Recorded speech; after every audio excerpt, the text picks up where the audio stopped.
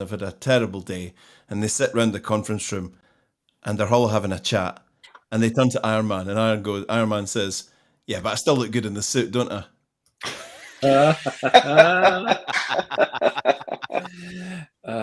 Fantastic. I could even do a little. Do you want a little rim shot for that one? Nice. There we go. There we go. There we go. So, But he still doesn't have Captain America's ass. That's America's ass. Oh, who? He Iron doesn't. Man or Eric? Either of them. Oh yeah, I like it. I like it. I like it a lot. Brilliant. Nice. Oh, look at this. Look at this. I've got a new mug. I might look like I'm listening, but in my head I'm playing guitar, and I'm thinking about buying another one. Yeah. Yeah. That was a gift from somebody that I met on LinkedIn, actually. That's lovely. That's absolutely lovely, isn't it? It is very nice indeed. Yes. It's amazing, isn't it, how you can form friendships as well as business relationships with people that you meet in this online world that is the world that we inhabit. Yeah, it's fascinating. I had a lovely morning. I met with a digital connection. I met this person on a live show that I do, an industry live show. We formed a bit of a relationship. We've exchanged some DMs and things like that. Today we decided to meet for a cup of coffee. And when we met, we picked off like we were. I'm not going to say like we were. We are friends, but it was like two old friends meeting, and we've never actually met. It was wonderful. Nice. Yeah, and we just it was like Ken Robinson, the TED talker. Nice segue. When he comes back something like 8 years later and says, "So as I was saying," yeah, just carried on talking. Fantastic. But I think it was Brian Fanzo. Tim told me this quote. Brian Fanzo said, "Social media turns the first handshake into a hug." And actually, that's really true, because when I went up to Aberdeen to see some bloke give a TED talk, I seem to remember it was, I met loads of people there that I had met in this virtual world, and I hugged them all because I felt like I really knew them.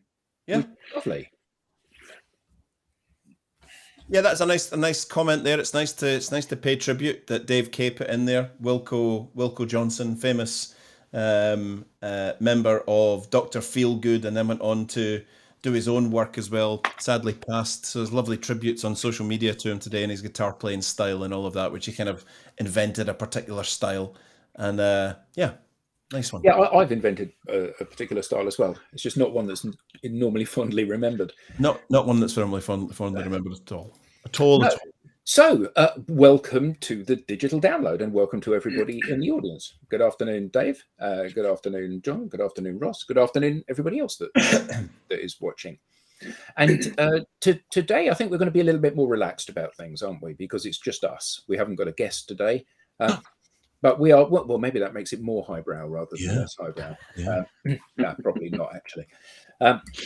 So today, we're talking about storytelling. And I think that for all of us, I don't just mean all of us on the call, I mean all of us in the virtual world, the idea of being able to tell stories is increasingly important. The trying to create content that engages our audiences is really important.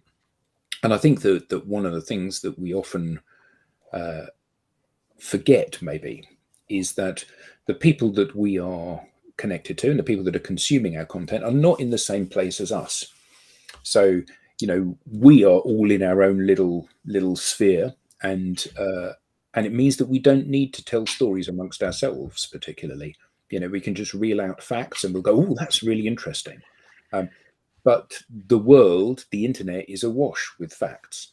Yep. It was Eric Schmidt that said, Eric Schmidt, ex-CEO of Google and now of Alphabet Group, said there's more data now created in any 48-hour window than there was from the beginning of recorded history through to 2003. And it's probably through to 2010 or something now. Mm-hmm. And the point is that we've got loads of data, we've got loads of information, we've got loads of stuff. What we need is, as Gary Vee said, content is king, but context is God. So how are we going to present this in such a way that people consume it, people believe it, people like it, people invest time in consuming that content? Because surely one of the things that storytelling does is it enables you to engage your audience for a longer period of time than simply writing a series of facts. Now, I think it's worth saying that storytelling is a very human trait, isn't it? You know, from the beginning of civilization, people were around campfires telling stories. That's how stuff was passed from one generation to the next. Music is largely based, or certainly used to be largely based until Oasis came along, largely based on telling stories and communicating things. And certainly folk music was about educating and spreading the word amongst people that were largely illiterate. So, you know, you learn a folk song, it can be passed down from generation to generation to generation. Or in the case of the Beatles, you just tell a story that you've heard someone else tell and do it in a kind of slightly different way. Very true, but better and more innovative. But that's a story for another show, isn't it? Another show. I think this is an interesting point, though, for the show, because I think sometimes people assume that storytelling has to be brand new. And really, at the end of the day, there's a handful of stories. It's just the unique interpretations of the story, right? Like a story has a hero, the protagonist, right? The protagonist usually goes through some kind of journey. And then at the end, the protagonist wins the journey. It's like pretty big, like storytelling in its essence, like in its pieces, is actually pretty basic. It's just how do we use the mechanism? And when you finished your little explanation of that, I felt compelled to stand on a rock and start singing "The Circle of Life." Yeah, very good. It is interesting, isn't it, that I don't know about you, but since we decided we were going to cover this topic and just have a chat about this topic this week, I've been particularly focused on finding stories on the different social networks. Yeah. So, normally, I guess that, and perhaps I'm not normal from this perspective, but I normally consume content from people that I consume content from, people that I like, people that I know, people that I've met. I read this content and I'm prepared to extend them a greater level of courtesy and attention than I might somebody that I don't know. So, one of you guys publishes something, I read it, and I read it because it's you rather than because it's necessarily telling a good story. So I've been much more pragmatic about trying to identify whether or not the stories or the things that I'm seeing on social posts have been good stories.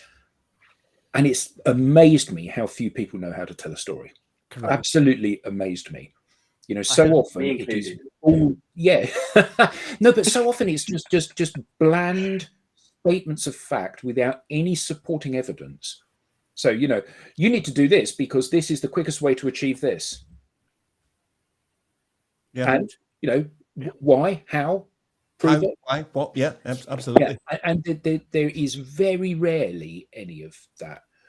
And the other thing that struck me is that, and a friend of ours did a post earlier today, actually, and they highlighted Brompton bicycles, and the headline was Brompton make bikes that fold in under 20 seconds. That's the facts. The story is Brompton create urban freedom for happier lives. Facts tell, stories sell. And facts tell, stories sell is true, but that isn't telling a story. It's a nice strapline, but how many people tell stories in their posts? Well, and I think maybe a good starting point here is we have two exceptionally talented storytellers on this very. Oh, thank you, Robin. Let's hear it. Yeah, but the whole TED process is one of teaching you how to tell stories, from what I understand. So go on. Oh, look, there we are. There's a prime example. There's somebody that I hugged first time I met her. Absolutely. Having interacted with her brilliant. On social, I met Beth. I gave her a hug. I felt like I was old friends with her. And we too had a hug. I too had a hug with Beth, but she had to get a stepladder and I had to bend down. Yeah, Yeah, a little bit of a disparity in height. A little bit of a disparity in height. Because she's 8'3" and you're only 4'2", aren't you? Despite what people might believe.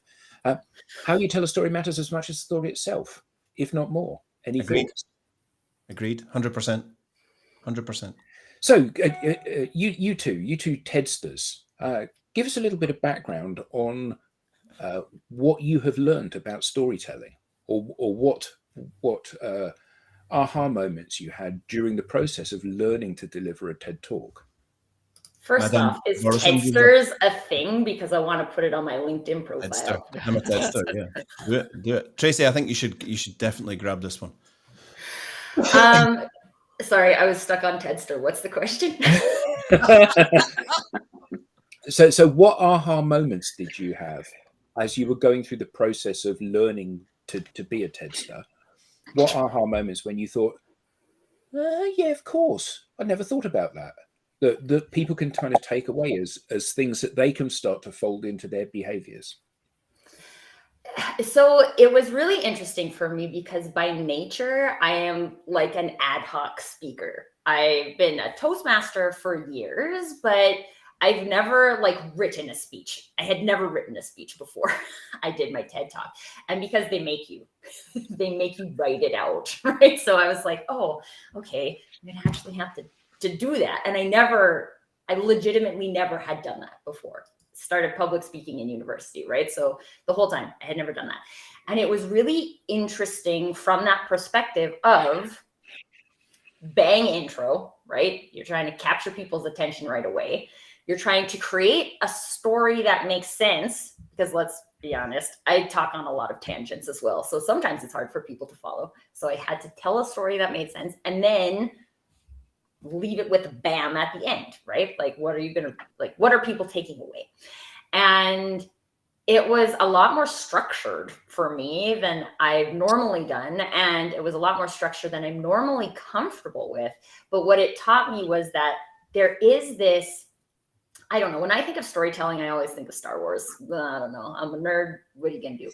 But the journey of Luke Skywalker is the hero's journey. I know we have this in common, Eric. Maybe this is what makes you a good TEDster. Sure, TEDster.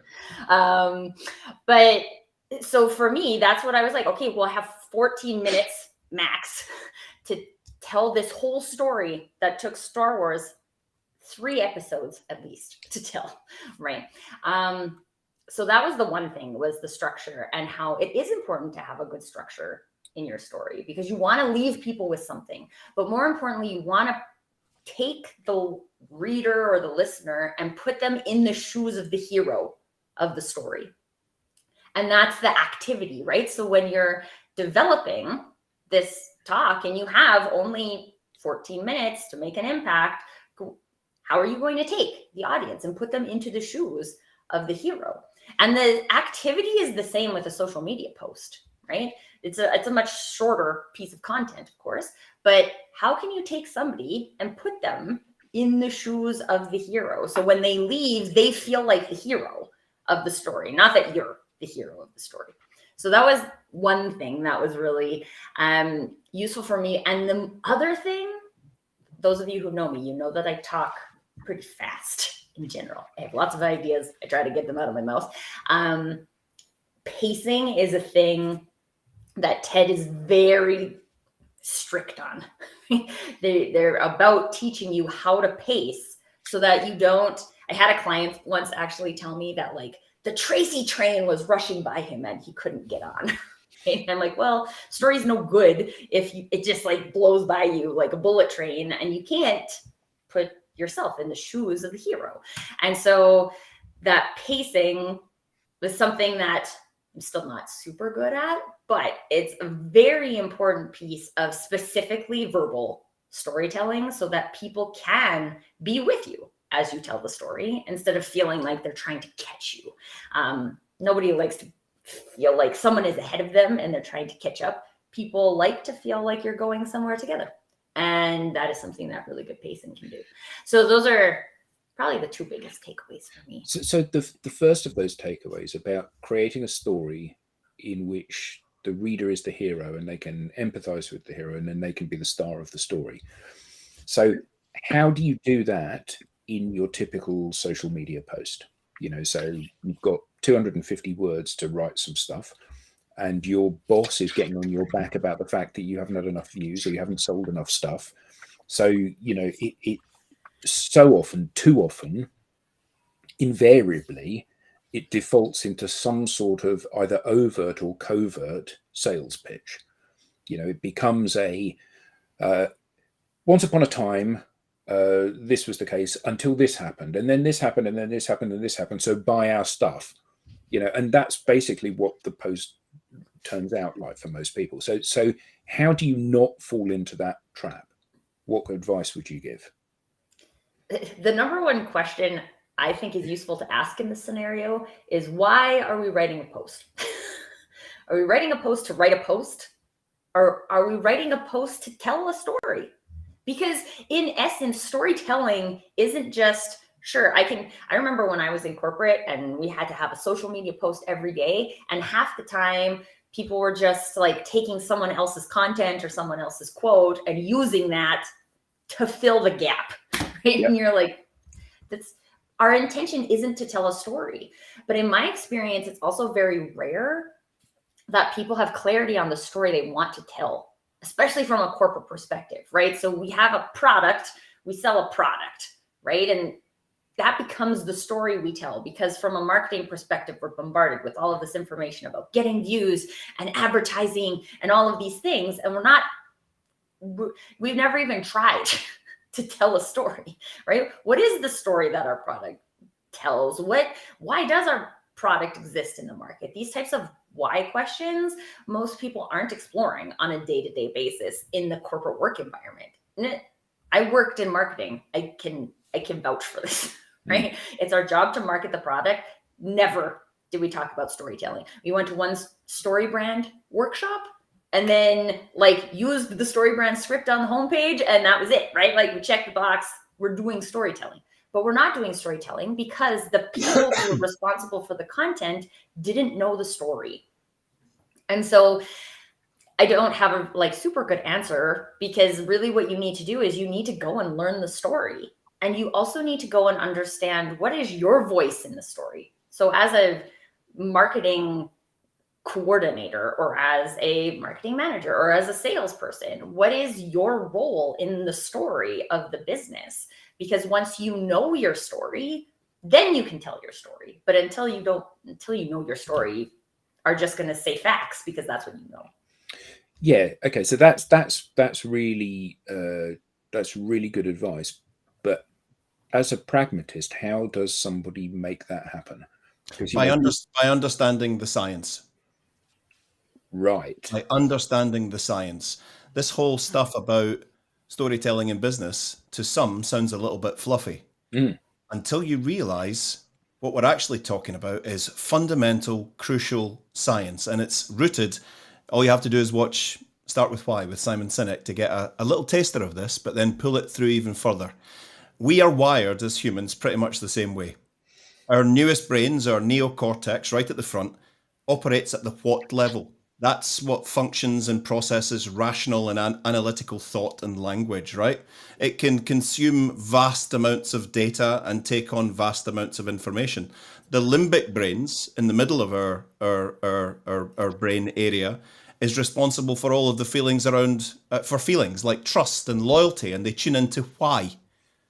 The limbic brains are also responsible for all human behavior, all decision making, and has absolutely no capacity for language. When we communicate with the what, people can understand vast amounts of information, facts and data, features, benefits, and all of that. It just doesn't drive behavior because it scientifically can't. When we communicate from the why, which is the storytelling part, and then move into the how and the what, we're talking directly to the part of the brain that controls behavior. And then if we supplement that with a couple of little neocortex stimulators, we allow people to rationalize the tangible things that we're saying and doing. So therefore they leave that room or they leave that post walking away with a behavioral change mindset and also some information. And they're able to change their behavior. Okay, I get that, but I struggle with the difference between the abstract concept and the concrete implementation. So I understood every word you said in that, but that doesn't help me.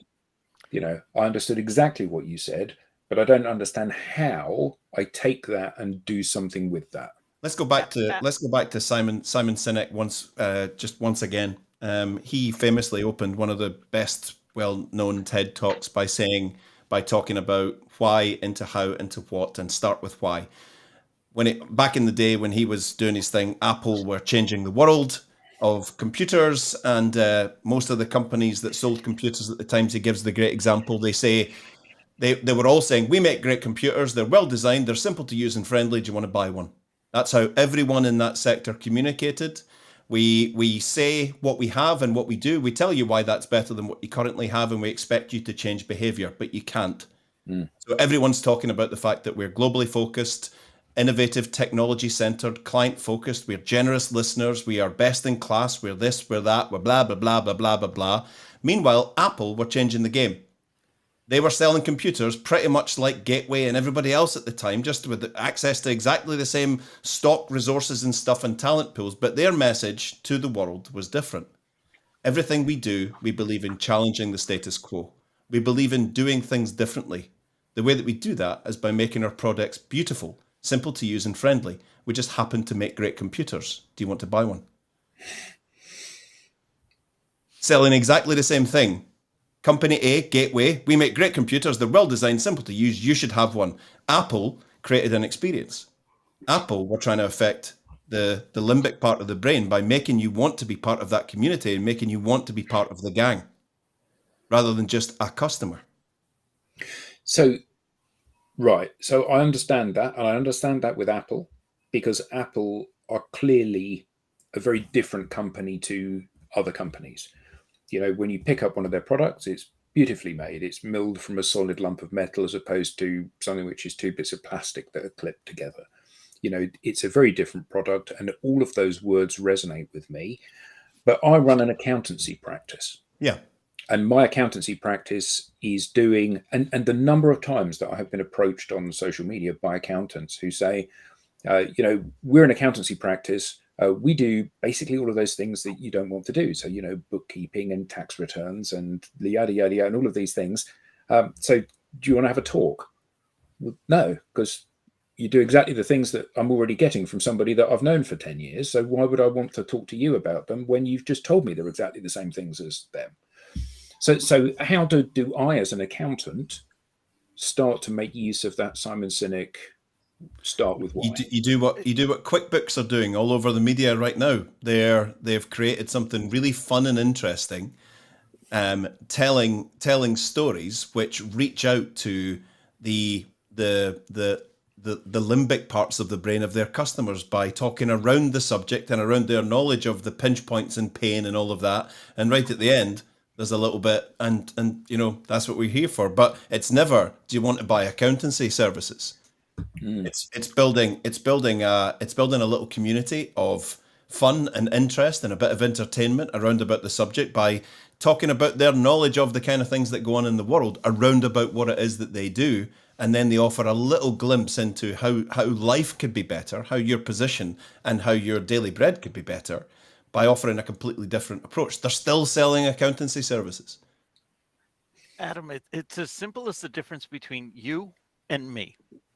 When you give people facts and figures about what happens in the world, what happens to you, they listen, but they're not particularly interested. When you tell people a story, they naturally put themselves in the center of that story. They can envision this happening to them. We're all a bit egotistical like that. We are the star of our own personal journey. So telling them that story and allowing them to put themselves in it. So my question then would be, what are the stories your ideal customer profiles already telling themselves? Yeah. And how do you align your solution with that? I like that. Yeah, I like that a lot. So let's assume, if you will, that there's a marketing manager somewhere, or of the 875 million people on LinkedIn, there's a marketing manager somewhere, and they've tuned in to an absolutely devastatingly interesting live stream on a Friday. Wow. And Where? What's the link? Let's imagine that they're like Tracy. So they've tuned into this because they're eager to kind of learn and discover things and have their thinking challenged. And they've said, right, that's it. That's where we're going wrong. That's why all of our campaigns are falling, on deaf ears. And every time we email out, we get loads of unsubscribes. And every time we have a go at cold calling people, they're not listening to us. And they're going through all of these processes that so many businesses are. But Tracy is sold on this idea. So she has to take it back to her business and get them to be equally passionate about it. So what does she do? What does she do to convince other people in the business to get on this train? Can I speak from my own perspective? Because I've actually done that.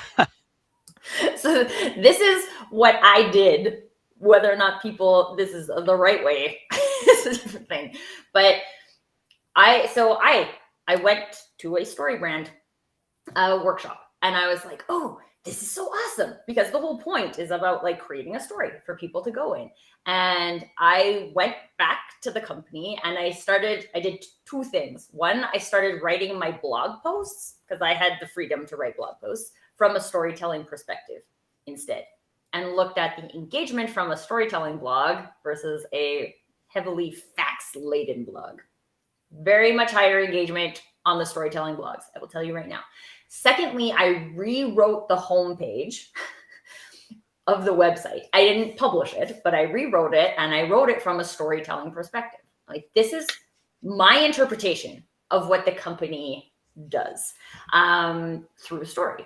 And then we had meetings about it and everything. So it ended up being like everybody's version, which I think is a like watered down version once everybody's opinions are included. But it ended up kicking off an entire website redesign because they were like, oh, the company I worked for at the time was a tech company. Tech companies have the tendency to speak tech because that's what they know. And they like to say, like, these are all the things that we do, and this is why this tech is better than this tech. And then they're like, we have all this content. Now we'll just like SEO optimize, right? And you're like, we have like 42 pages of content. There were 42 pages on the website at that point. We redid the website, so there were 8 pages, not including like the case studies and stuff like that, but 8 primary pages on the website that were just based on telling the story of what the company does. So will that work out in every scenario for every middle line manager? Absolutely not, because depending on how open your organization is to innovation and trying new things, if you're in like a big global organization, maybe start with the blog post piece of it. But there are ways to just like start doing it, right? If you're creating content today, like if you're already writing social media posts, write a storytelling one. I actually, a friend of mine who does another show with me on Wednesday is Passion Break. If those of you there is another show, is there? Is that the one?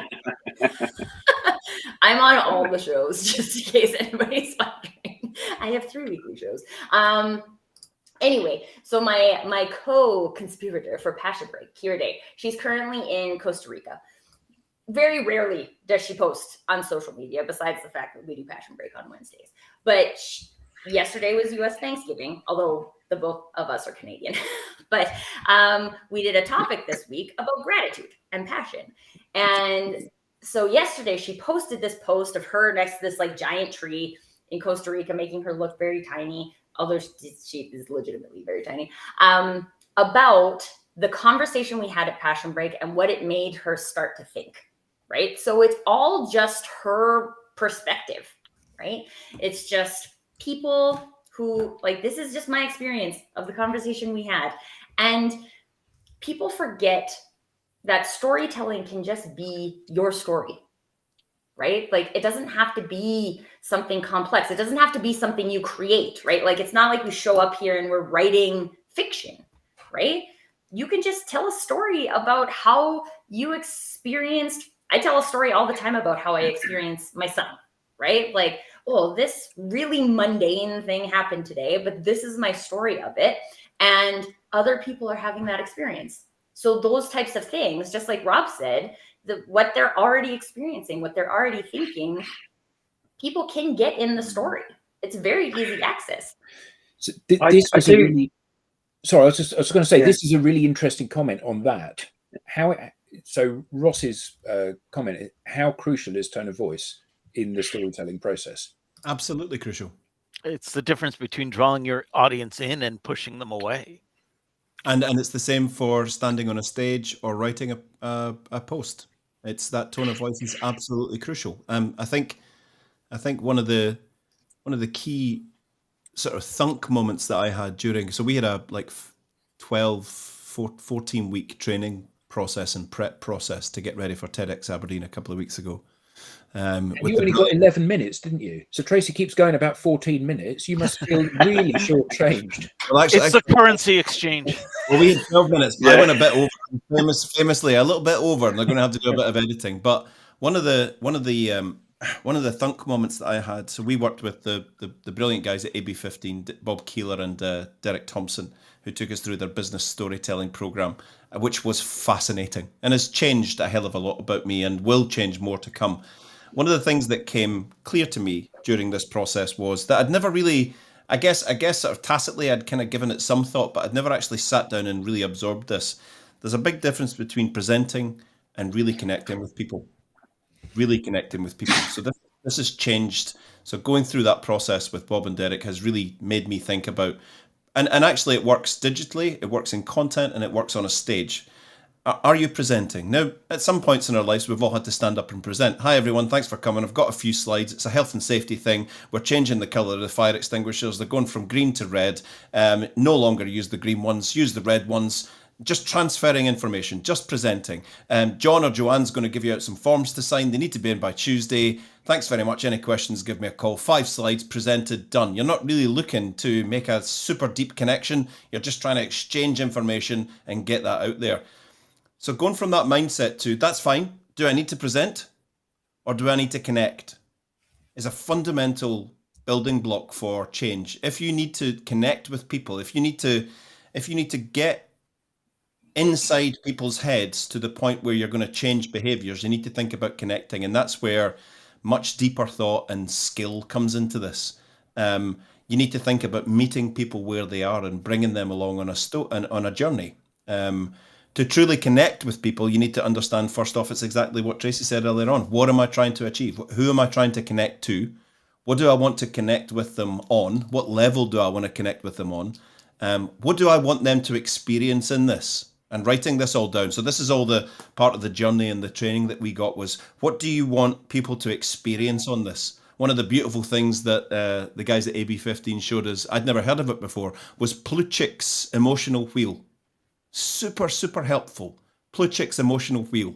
Often on this wheel, I should have brought it along, but I haven't. I don't have it. We can maybe put a little copy of it in the link. Plutchik's emotional wheel shows us that we generally stay when we're presenting or we are traditionally presenting or writing content, we stay in sort of danger zones of emotion. But actually, if you use linkages on this emotional wheel, you can actually craft out where your post, your pitch, your presentation, whatever you're calling it, or your connection that you're trying to make is actually taking people on this journey. The more spots you can hit, the more effective you're being and getting people to rise up with you, to come down with you, to start supporting you, to start feeling sad for you, happy for you, all these things really affecting those parts of the limbic brain, really affecting and getting all the behavioral change modes firing in there.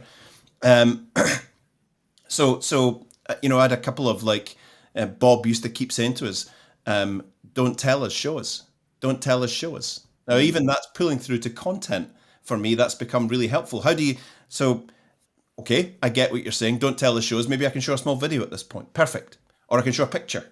That's great. We can't always do that with our content, but we can do it with text. We can actually show people a little bit more.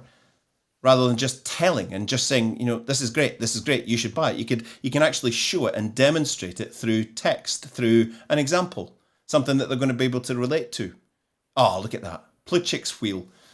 Have a little look at that and watch that little slide on that. That is a fascinating little aid to where am I? Am I in the danger zones of boredom? Am I going to have people during this talk? Am I going to have people's heads nodding down and thinking, actually, I'll just check in on LinkedIn and see if anybody's... how do you keep bobbing their heads up? By taking them through these lovely little nodal points on this emotional wheel. And which ones do I want to go for? If I'm looking for ecstasy at one point, if I want them all to be... I want to play around serenity, move into joy, and then pull them into ecstasy. If I want to move into a bit of terror, I want to play about with apprehension and fear, and then hit them with a sucker punch of terror, and then pull them back out. Start to get them into surprise and distraction and all these, and you can weave all of these elements into your pitch, your post, your onstage presentation. One of the a couple of days after TED, Bob wrote a great post and he spoke about the training program. We had 8 group sessions, 5 online drop-in clinics, 3 one-to-one coaching sessions, multiple videos and e-learning modules. We all put in for a 12-minute talk. We all put in over 40 hours of work. I personally put in about 60 hours of work for a 12-minute talk. That sounds like a lot of effort, but it got results. That simple maxim applies to everything that we're doing in what we call public speaking, which I think is a horrible term, or presentations. But he said so often we see, and we see this in content as well as people standing on stages. So often we see people finding something that kind of works for them a little bit because they feel comfortable for it, but it's ineffective. He calls it, number 1, the fling and wing approach. Chuck a few slides together and wing it. Disastrous. Absolutely disastrous. This is from his post, reading text slides, promising, well, I won't go through all of these, and then going through them all. And then going through them all. And you can see everybody reaching for the mic. It always makes me laugh when somebody says, you probably can't read this at the back. So what the hell have you put it on the screen for if you know the people sitting in it can't read it? Yeah, absolutely. You know what's funny is, as I'm listening to you talk, Eric, it's amazing, and I'm thinking, so what is the commercial value of storytelling? What are the facts? Yeah, so wait a minute, Alex. Eric is telling a story, and you're putting yourself in the center of it. Yeah, brilliant. The next thing he said was standing at a podium, stiffly reading a script with polished corporate slides on the big screen behind you, and everyone thinking, well, this could be a robot doing this, or anybody. There's nothing about this person that's adding any value to this. And the last one, which we see all the time, talking about themselves, their own organization's achievements and awards, instead of letting the audience know how you can properly help them and add value to their lives. So let me just run through a little bit about us. That's enough about us. What do you think about us? And then that's enough about us. What do you think about us? And the last one, which is a bit of a revelation for me.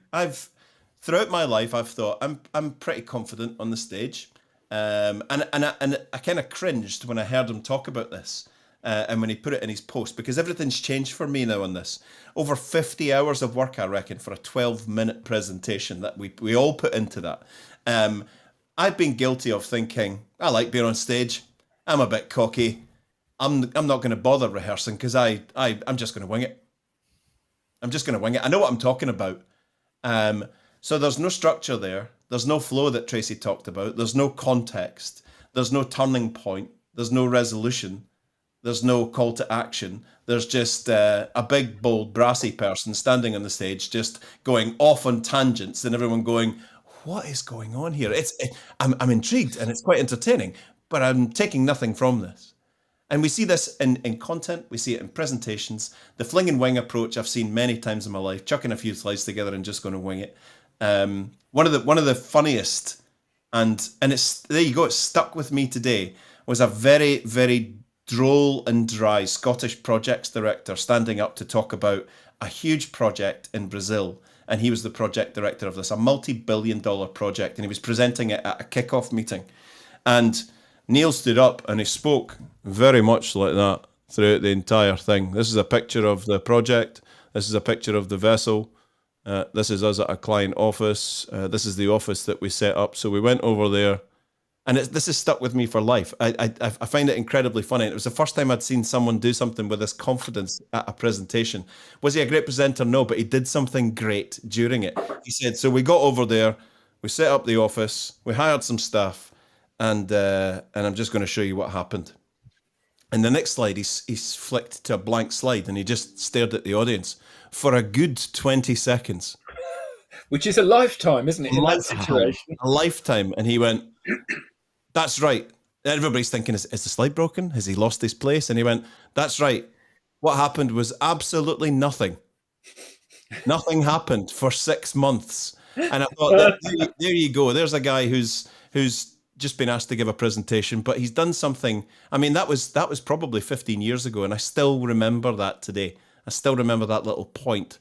So the not rehearsing part, I'm just going to give it a go. I know what I'm talking about. There's loads to learn there.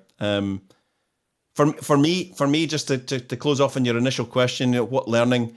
This is going to sound really, really, really fluffy and nonsense, but one of the things that I had throughout this entire process was I had a kind of clunk moment in a few of our classroom sessions. I don't know if this is going to translate to Boston and to Calgary, but you know what the Great British Bake Off is? You know what that is? Have you seen it? Sometimes a few of the bakers end up with a soggy bottom.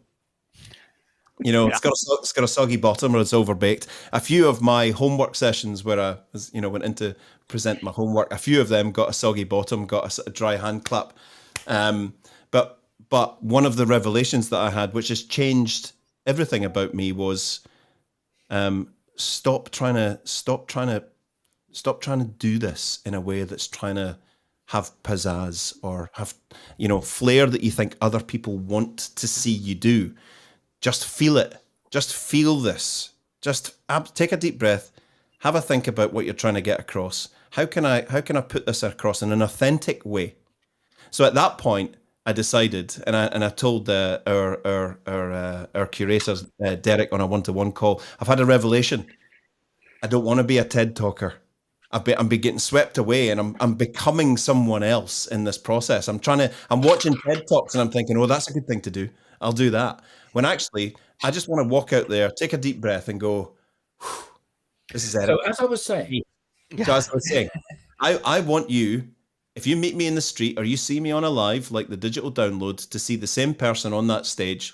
And actually, if I do that, if I'm very genuine and very authentic, then I've got nothing to lose, and I don't have to fake it. I'm not trying to be someone else. I'm not trying to be Mr. Educator or Mr. Call to Action. I'm just going to share something with you the way I would speak to you in a bar, a cafe, or on a live like this, or in my content. And I want all that to link together beautifully, because I'm going to wear clothes that I feel comfortable in, that you'll see me in walking around the town. I'm not going to go and buy a new outfit to look like Mr. Corporate Speaker. I just want to be me. And actually then everything became a lot easier, because then I could feel it. And then I could start to engage people in a process. So that was a major learning point, was just, I think a lot of people, I met someone, the lady that I met this morning that I've known for said, the idea of doing what you did and walking onto that red dot makes me want to be physically ill. I couldn't do it. And I said, I completely disagree. You can. It's not that you could, you can. You absolutely can. You've built up this whole idea of public speaking as being sort of things that other people do. Things that other people do. It's them. It's those TED talkers. That's what they do.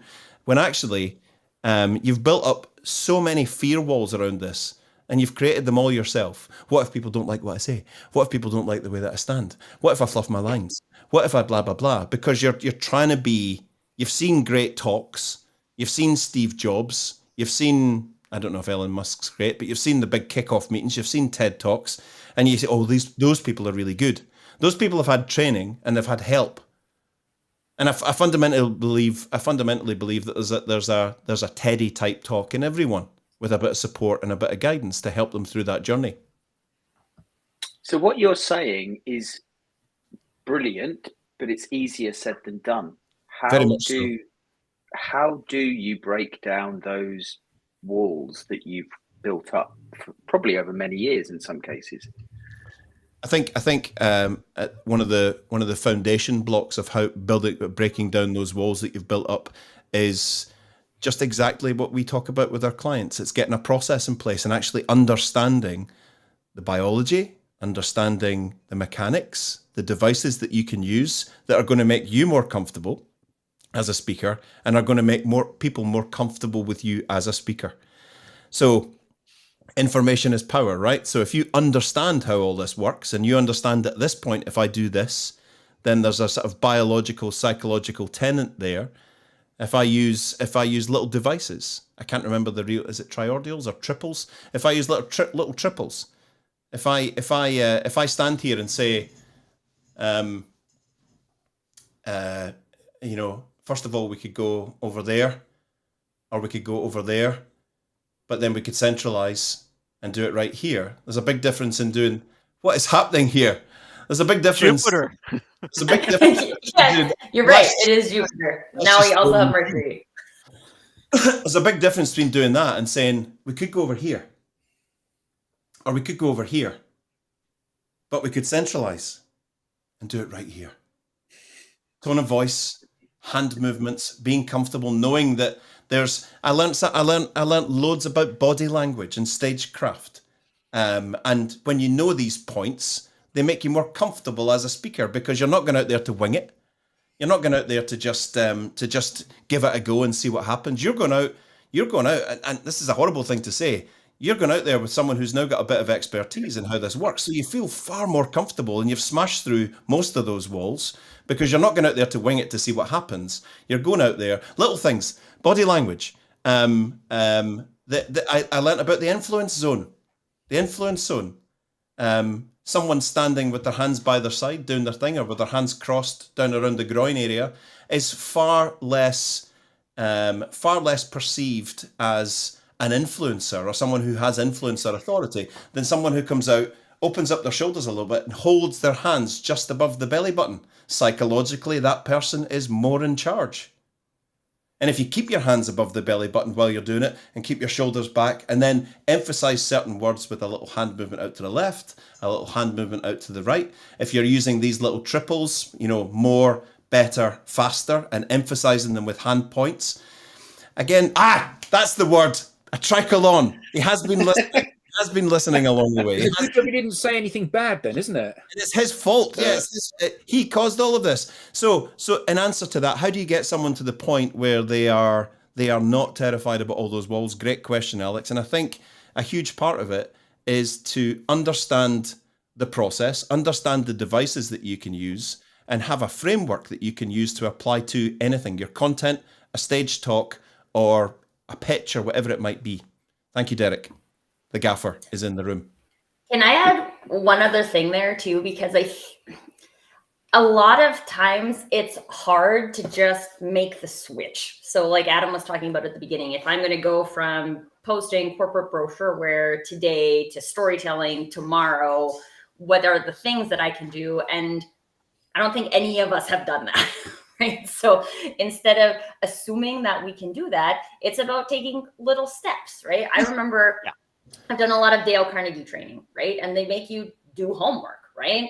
The TED experience makes you do homework.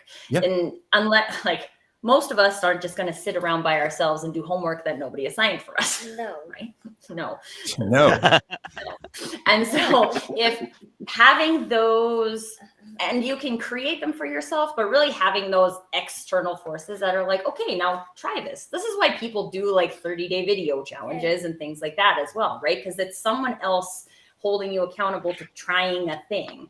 Yeah. And I had a similar experience in Dale Carnegie, right? You have to come and you have to do a talk every time, and you have to do them based on emotional events, and you have to do them based on things you're teaching, and it teaches you different parts of the equation. Toastmasters does the same thing, right? And if you don't have that, I think it makes it easier to have a little bit of that external 100%. 100%. A lot of people, I've now realized that all the way through my professional life, I've been kind of winging it based on personality. Personality will get me through. When in actual fact, what I now realize is that there are devices and processes that I can use that will add credibility, competence, and a comfort level. So I started thinking, what do I want to do? And Derek on our one-to-ones was like, what emotions do you want to get out of this, and where do you want to start? And I said, what I want to start is, when I come out onto the red dot, I want people to feel comfortable, that this guy's comfortable. If I'm comfortable and I look comfortable and I've got a smile and I take a deep breath and just a look around, I want them to feel we're in good hands here. I want to start with a bit of self-deprecation, because I think that always works well. And yet again, I find myself out of my depth. So this guy's not just going to ramble on about how brilliant he is. He's actually talking that he's got failures.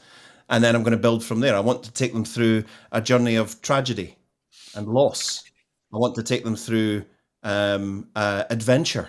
I want them to smell the region and taste the region and feel it with me. I want them to feel the heat. I want them to feel the pain of what I went through, and then the abject failure, and then the build back to the success and what success meant. I want to take them through that emotional journey. We can do this in our content online.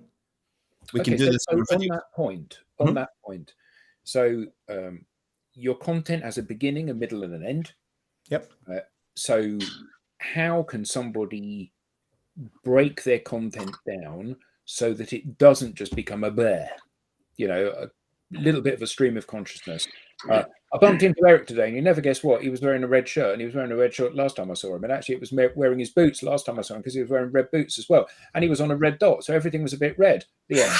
It's like, okay, that's lovely, in as much as it puts somebody else in my shoes for having that interaction or that experience, but it hasn't added value. It hasn't taken people on a journey. It hasn't told them a story. It hasn't got a beginning, a middle, and an end. So what are some of the techniques they can use to start to package up some of their thinking in a way that is going to encourage the reader or the watcher, if they do a video, to go through that journey with them? Start with intentionality. Yeah, what do you want to say, and what do you want them to hear?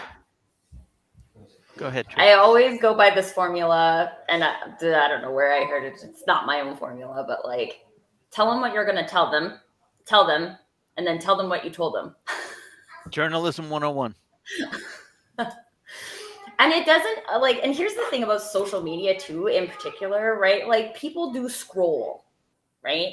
People either are engaged by the first sentence or an image that you use, or they're not, and they're going to scroll past it, right? So if you make your point too far down in a post, most people won't get there, right? So I think that tell them what you're going to tell them. And you don't have to, you can't tell them all things in one sentence, right? That's not how a story works. But like, what do they need to know to convince them they need to listen to the rest of the story? And then tell them the story. And then tell them what you want them to take away, or what you want them to do, right? Like, I love a good what if, right? So like, do like what if Wednesdays a lot of times. And like, at the end, it's like, what if this? That's what I want you to do. I want you to think about what if, right? Yeah. And so that ties back to Rob's intention piece. Like, and I kind of think it ties back to the whole why concept too, right? Like, why are you writing this post? Why are you writing this post about why Eric is wearing a red shirt and that was on a red dot and everything's so red? So I think that this is a really important thing that Kevin said. And, we often say to people when we're working with them that they need to have confidence. They need to lead with themselves. It's the most attractive thing they've got.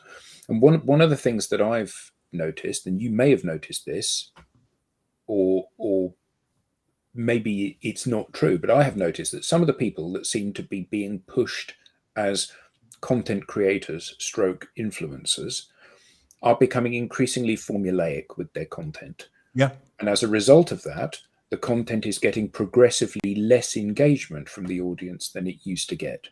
Yep. And I think that part of that is that they are being forced into this formulaic thing. And, one of the, so you highlighted Sir Ken Robinson, you highlighted Simon Sinek, you highlighted Eric, you highlighted Steve Jobs. The the thing that is special about all three of those is that they didn't go into that box.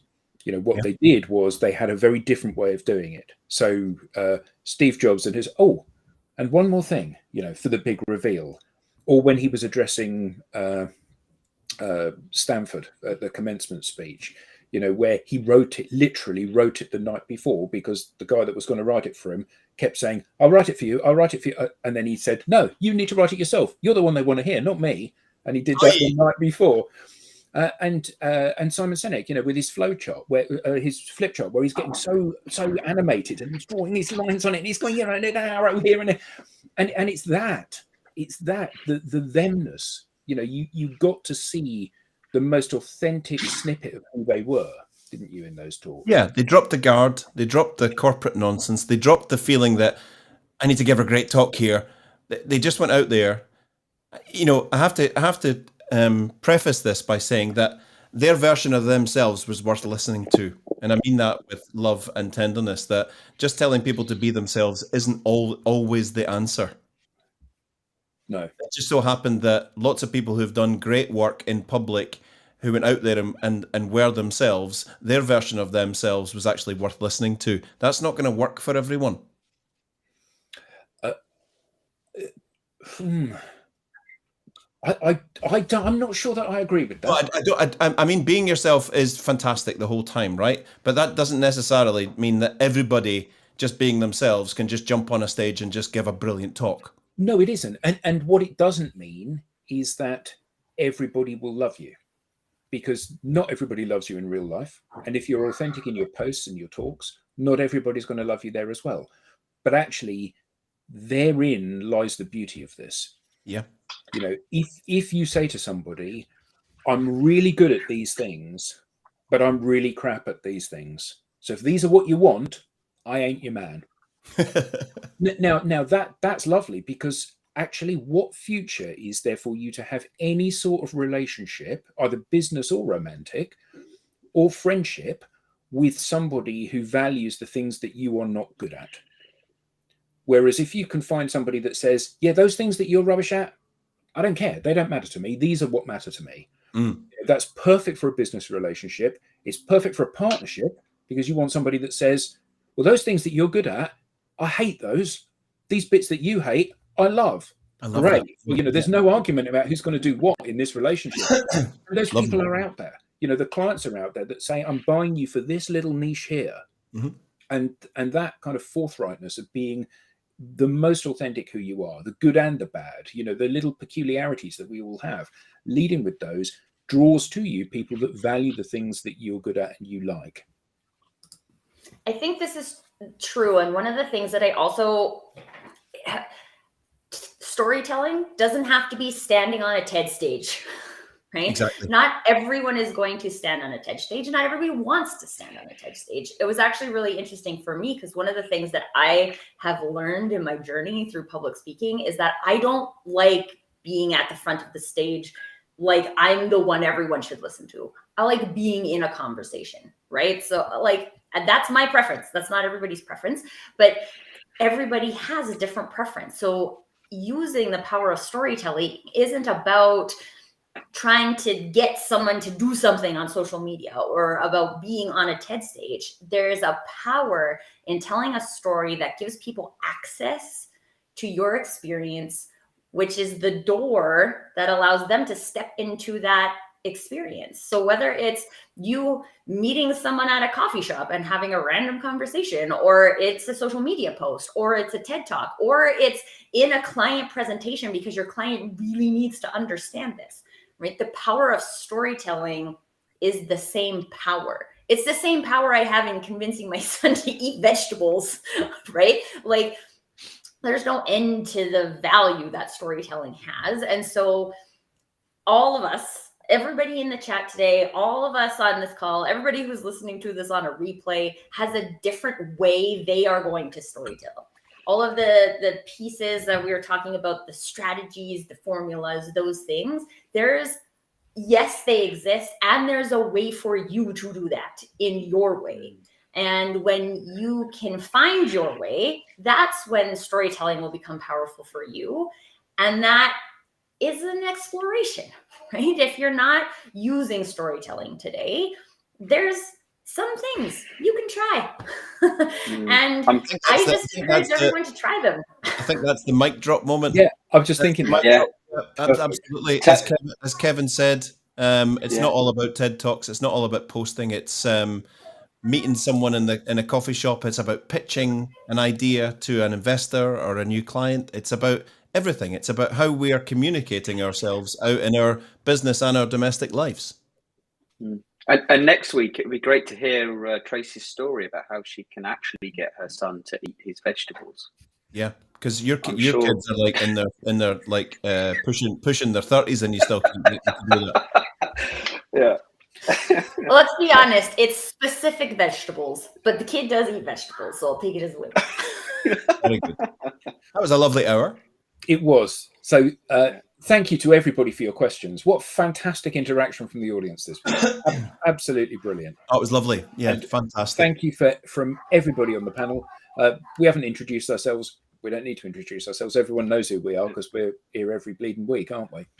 So we're famous. We're LinkedIn famous. We are.